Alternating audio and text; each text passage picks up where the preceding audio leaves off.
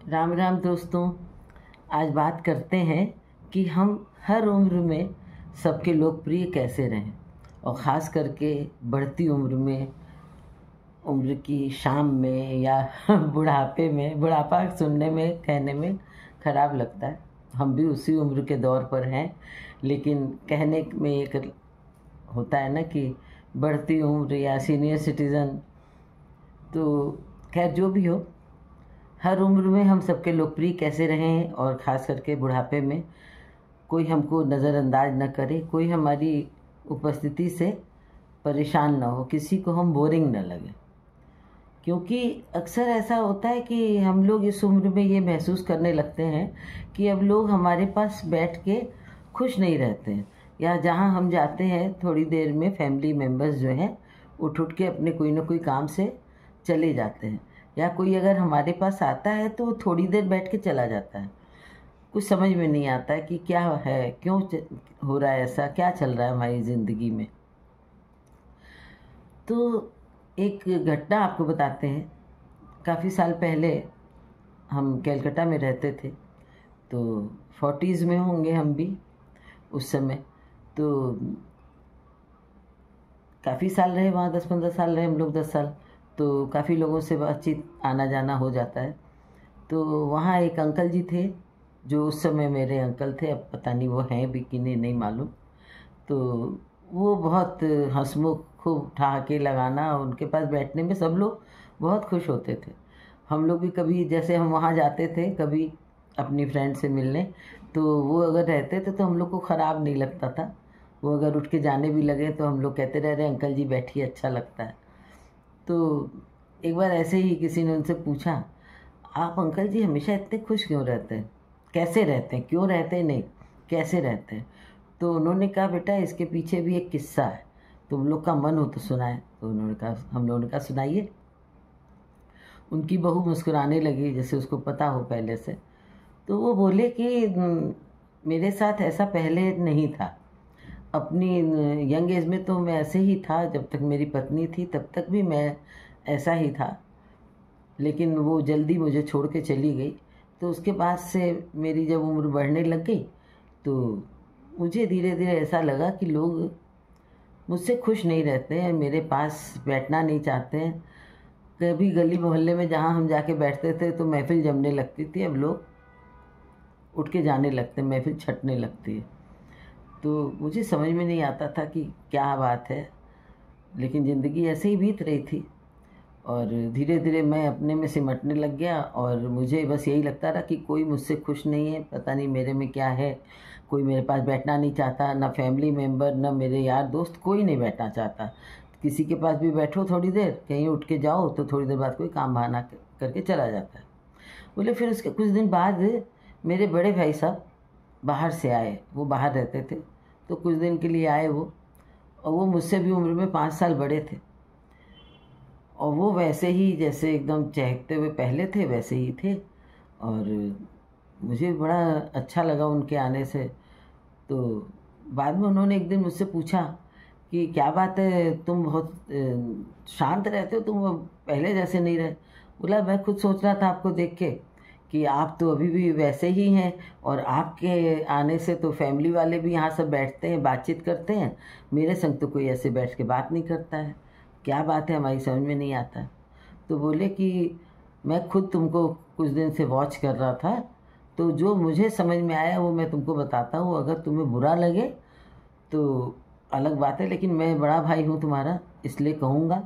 और अगर हो सके तो इस चीज़ को अपनाना, अपनी कुछ आदतें छोड़ दो। तो उनको आश्चर्य भी हुआ, ख़राब भी लगा कि मेरी कोई आदत ऐसी है। बोले कि तुम्हारी कुछ आदतों की वजह से लोग तुमसे दूर होते जा रहे हैं। उन्होंने कहा, मतलब नहीं समझा मैं।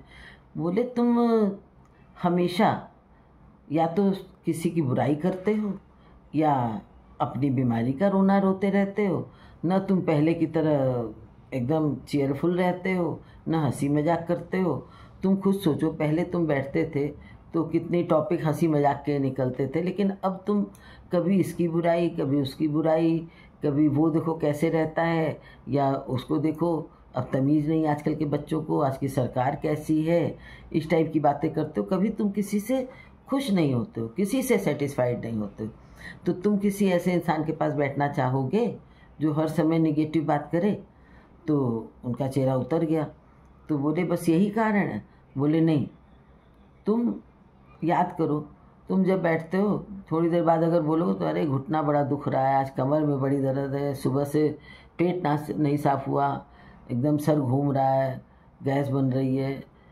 बोले सबको तकलीफ़ होती, मेरा भी घुटने जवाब दे गए, कमर में बहुत तकलीफ़ है, उठते बैठते मुझे भी तकलीफ़ होती, लेकिन रोना रोने से जल्दी जाएगी तो है नहीं, बल्कि बोलते रहने से वो रिवर्स हमारे कान में पड़ेगी, मेरे दिमाग में आएगी, तो वो तकलीफ़ हमारी हर समय माइंड पे हावी रहेगी और हमें वो ज़्यादा कष्ट देगी। तो तुम हर समय जब सबसे रोना ही रोते रहोगे तो कोई तुम्हारे पास क्यों बैठेगा? भाई बच्चे दवा कर रहे हैं, डॉक्टर क्या दिखाने ले जा रहे हैं, इससे ज़्यादा कोई क्या कर सकता है?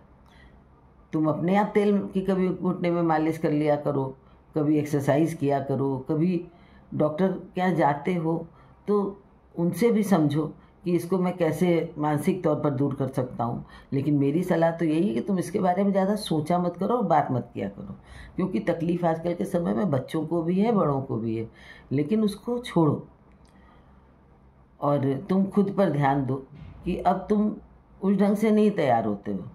नहाए धोए कपड़ा पहन लिया बस ठीक है, वो एकदम मुसा हुआ भी है तो भी कोई बात नहीं। ये बात अलग है कि तुम्हारे कपड़े धुले हुए रहते हैं, लेकिन वो एकदम मुसड़े सुसड़े रहते हैं बिल्कुल, ना तो कभी जैसे उसको हाथ से ही दबा दो या आयरन करा लो, कुछ भी हो, जैसा अपने पर ध्यान दो, कंघी करो, समय से दाढ़ी बनाओ, बाल बनवाओ, तो तुम्हारे पास रहने में भी लोगों को अच्छा लगेगा। उनको भी एक भाई सभी परेशान हैं, कोई तुम्हारे पास बैठ के परेशानी अपनी क्यों बढ़ाएगा?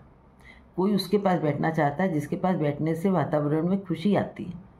तो अपनी इस आदत को भी छोड़ दो तुम, और आज के समय के हिसाब से कुछ नए नए टॉपिक भी देखो। बच्चों के पास बैठो तो अपने बचपन के किस्से सुनाओ, उनके स्कूल कॉलेज की बातें करो, उनकी खेल की बात करो, उनको अप्रिसिएट करो कि तुम ये बहुत अच्छा खेलते हो, तुम ये करते हो, वो करते हो। देखो सब लोग तुम्हारे पास बैठना भी शुरू कर देंगे, तुम्हें भी अच्छा लगेगा, तुम्हें अपनी तबीयत भी ठीक लगेगी, उम्र भी बढ़ जाएगी तुम्हारी, और जितनी ज़िंदगी है वो खुशी से बीतेगी।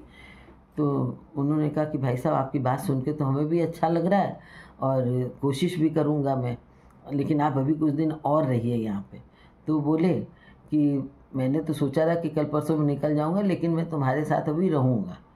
तो फिर धीरे धीरे उन्होंने अपनी आदत में सुधार किया। मोहल्ले में गए तो बच्चे वहाँ जहाँ खेल रहे थे वहाँ बैठ गए। फिर पहले तो लोग सब उठ के जाने लगे तो बोले अरे खेलो, तुम लोग तो बहुत अच्छा खेल रहे थे, मैं भी अपने बचपन में ऐसे खेलता था, वो खेलता था। तो सब इकट्ठा हो गए, सही में दादाजी आप भी खेलते थे? क्योंकि उन्होंने तो दादाजी को कभी हंसते भी नहीं देखा। तो बोले वो वक्त हमें बहुत सिखा के गया, और मैं तुम लोगों से भी यही कहूँगा बेटा कि तुम लोग की उम्र में भी ये दौर आएगा, तो अपने में ये परिवर्तन मत लाना। जैसे तुम लोग आज हो कोशिश करना वैसे ही रहो, जिससे कि आज जैसे सब लोग तुम्हारे पास बैठ के हंसते बोलते हैं वैसे ही तुम्हारे पास हमेशा हंसे बोले। तो आप भी याद रखिएगा कि दुख, कष्ट, तकलीफ़, बीमारी सबकी ज़िंदगी में आती है, उसको आप अवॉइड करें माइंड से, और उसकी केयर करें कि आप दवा कर रहे हैं, एक्सरसाइज कर रहे हैं, योगा कर रहे हैं, या उसको हावी नहीं होने दे रहे हैं अपने मन पर, लेकिन उसका ट्रीटमेंट कर रहे हैं।